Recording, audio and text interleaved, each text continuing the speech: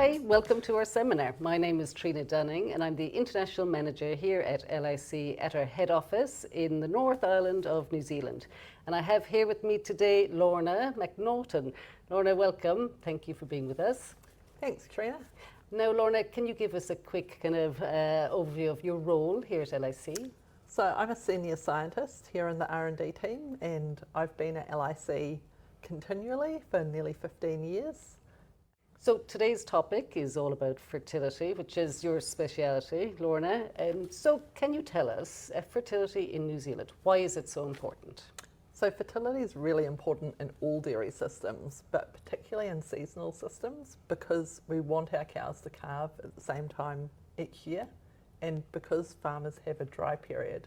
So a cow that fails to get in calf, you don't just have the option of keeping her milking and keeping trying to get her pregnant. She's got a very defined time where she either needs to get pregnant, or if she doesn't conceive, then she leaves the system. And that's a really expensive cost on farm. You've invested a whole lot of money getting a cow into the system, and you want her to last and produce lots of milk and lots of replacement heifers for you. So Lorna, in New Zealand, how do we measure reproductive performance in our seasonal pasture systems? So we do have slightly different metrics from that are used overseas, and the real difference is that they're time bound. So the kind of first metric we'd look at is the submission rate, and that's the the proportion of cows that get mated in the first 21 days of the mating period. Now, Kiwi farmers are targeting 90% for that, because obviously the first thing about getting a cow pregnant is getting that semen into her. Then we start to look at, have you got the semen into her at the right time for her to get pregnant? So the next metric we look at is 6-week in calf rate, and that's the proportion of the herd that have conceived within 6 weeks of the start of the breeding period. So our farmers are targeting 78% for that. Sadly, they're not achieving that on average, but I did today meet a farmer that's got an 85% 6-week in calf rate, and we do have some top performers that are regularly getting 6-week in calf rates in the 80%, so it can be done. That's pretty impressive, that number. Yeah. Is there something that farmer is doing differently or special?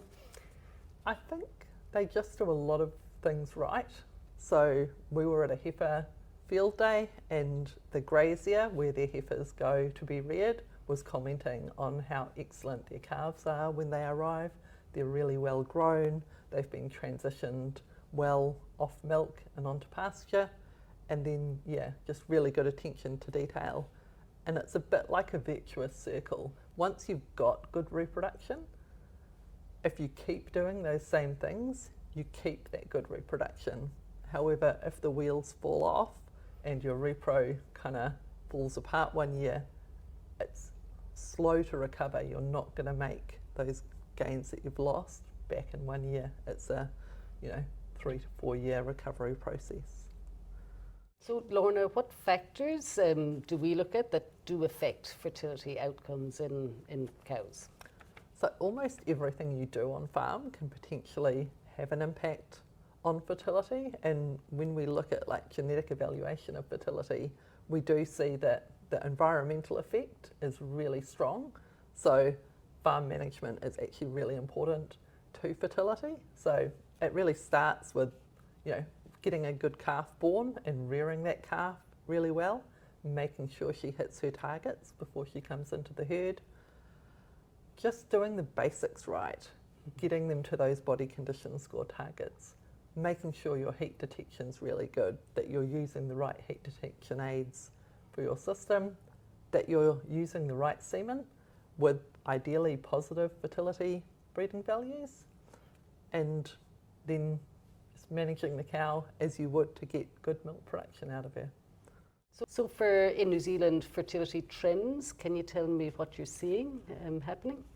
So anyone can go and have a look at our fertility trends. So they're actually published in the New Zealand Dairy Statistics every year, and I'm happy to say that after a few years of pretty consistent results, we've actually seen an uptick in the last probably 5 years.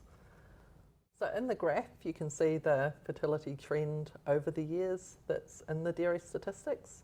So this is based off a lot of cows in New Zealand.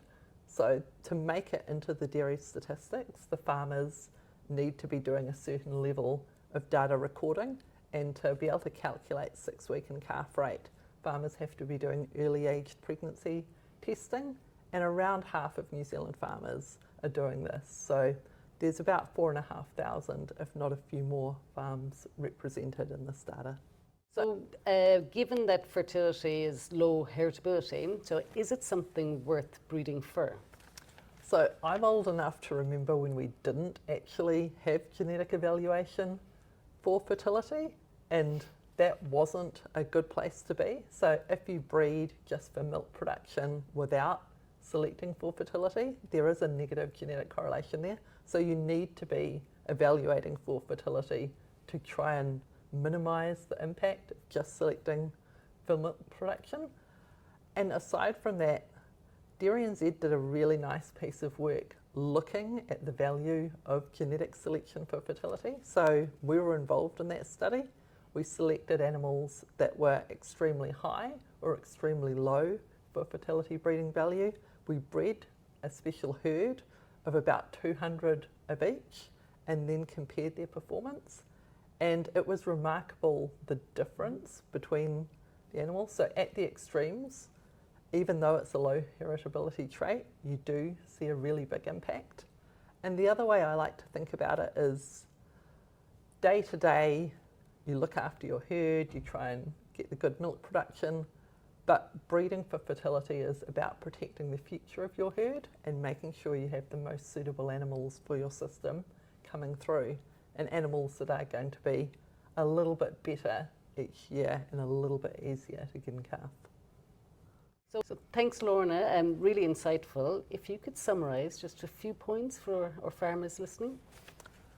So I guess fertility is at the heart of dairy systems, and it's particularly important in seasonal systems. So making sure you're doing all those basic things right that I've talked about earlier, looking after your heifers really well, and making sure you're choosing the right bulls that are going to produce animals that work in your system, whether that be in a barn or in a pastoral setting.